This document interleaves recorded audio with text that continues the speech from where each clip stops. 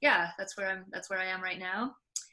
There's a I won't try to show it to you, but I can see a mountain called some people call it Mount Benson, but it's Tetuchten. I've only ever seen it in print, and I'm waiting to meet somebody who can tell me how to pronounce uh, the name of the mountain that watches over me here.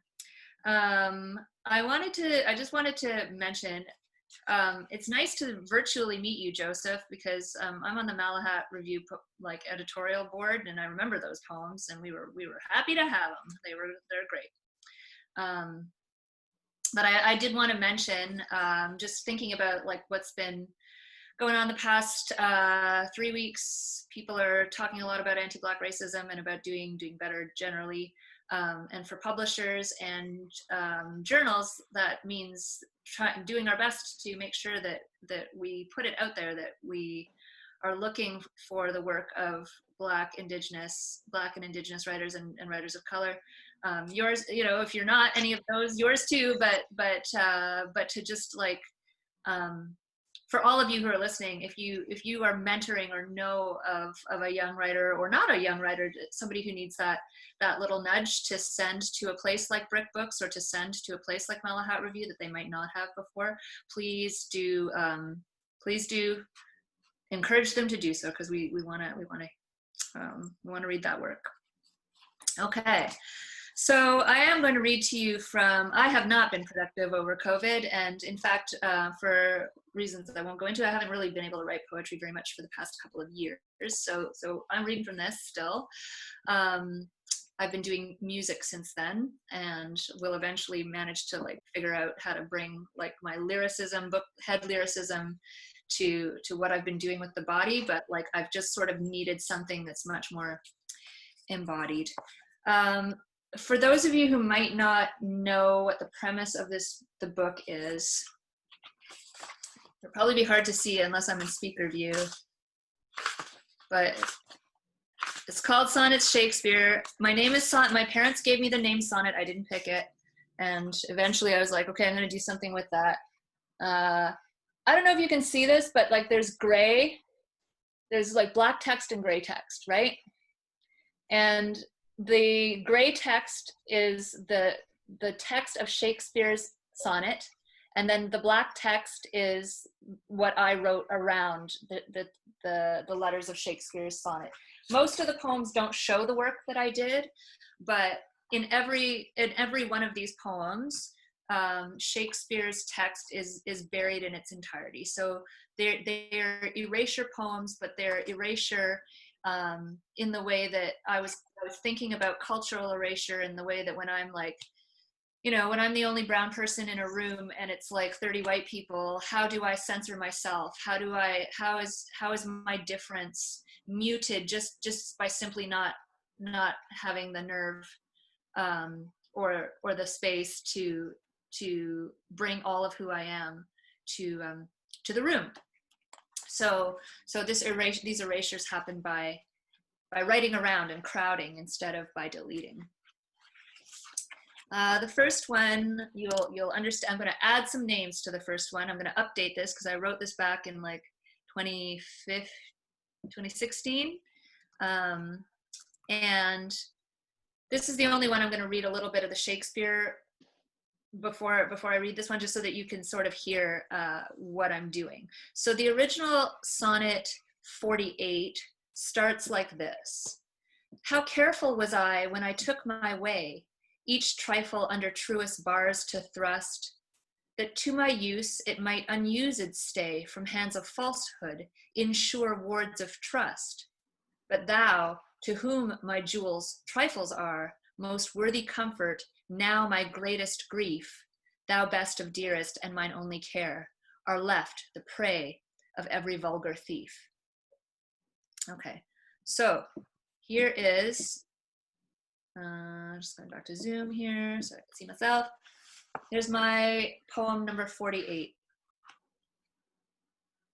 How careful must walkers be if black when walking? Too freaking many black walkers are history. Not for treacheries, but trifles are men under terrorful arrests bars too often thrust. The atmosphere of terror, for many, results less from international militias' fighting words or unsuspected domestic betrayers, and more from those command followers, police, who foster falsehood instead of understanding they are wards of trust. Bullying sergeants' authority comes out of laws that once named some men property. Ask Jimmy Crow which people understand how race influences target embodiment, how states with low morale create antipathy and comfort landowners by naming an enemy. Americans' greatest grief wants to buy a house, obey stop signs, find a life partner. The worst American diminishment only cares to signal before turning left, to be the potential prey of one's slavery-mouthed, vulgar, trigger-happy officer's enforcement, to achieve greatness or have it thrust upon him, to not get locked up in any charlatan investments, to leave well enough alone.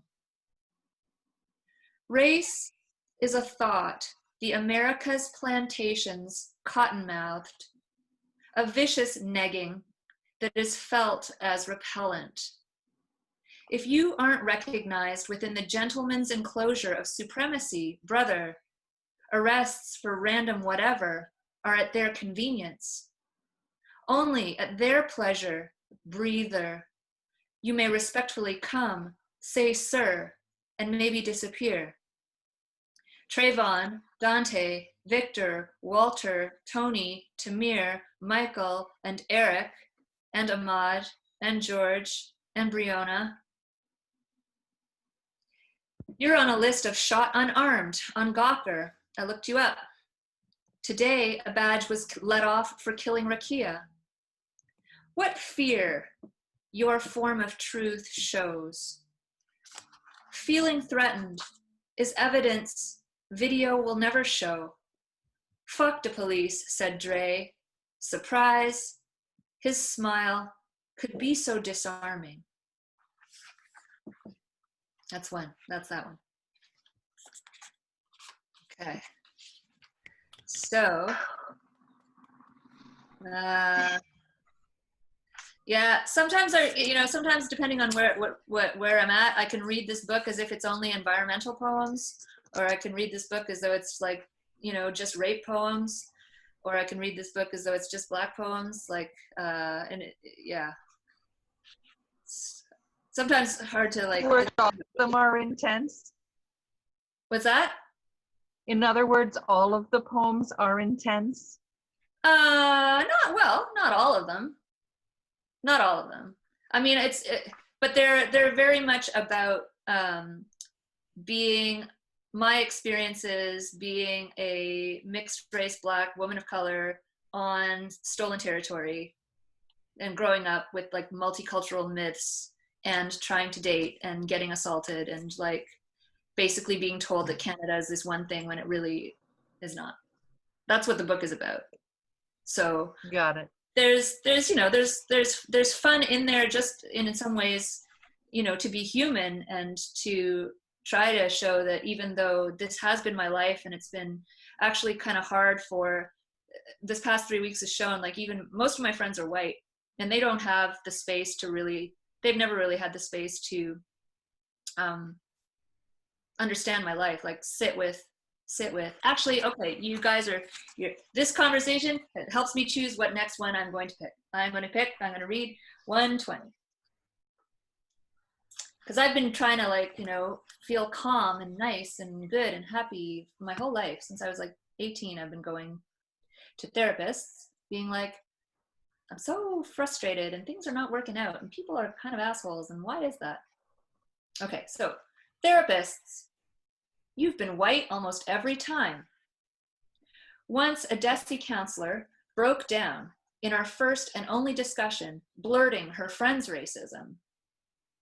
A Question of Power, sorry, I'm going to interject. This is a book by Bessie Head, who wrote about her experiences being mixed race in South Africa, where she was deemed insane when really apartheid law is insane.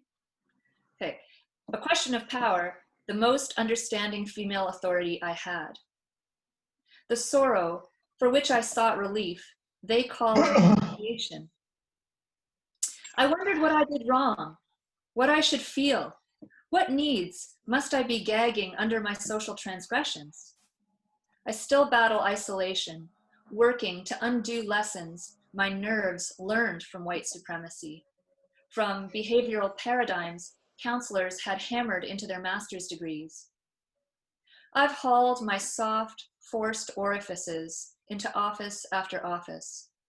Wide-eyed counselors were, by my stories of racial unkindness, always shaken, as I was by your easy application of universal palliatives to a psyche trapped in polite hellscapes of multicultural mythologies and media tyrannies that your therapies could not validate. Immigrant, I've been a pill, not able to chill. My pleasure sought itself in talking endlessly to weigh how often, how innocently I suffered in your country. Immigrant, your textbooks said, my mother's story appearing in none of them. Troubled, first-generation immigrant, you'd help adjust. To what? Reports of Black women's desirability metrics on dating apps? To liberal white folks' chokehold on professional virtue? To you? Intimacies only ever remembered my deepest sense of shame. How hard it is for you to sit with the true sorrow of shit sandwich stories. Now, movements have opened you to Black lives. Maybe you'll refer to me like I referred to Head. But I still can't bend my head around mental health that doesn't humble its assimilative assumptions. When I saw dream catchers on this pale woman's wall, I almost turned around. I've learned not to unbosom myself to exoticizing spiritualists, but her eagle feather is carried as transformatively.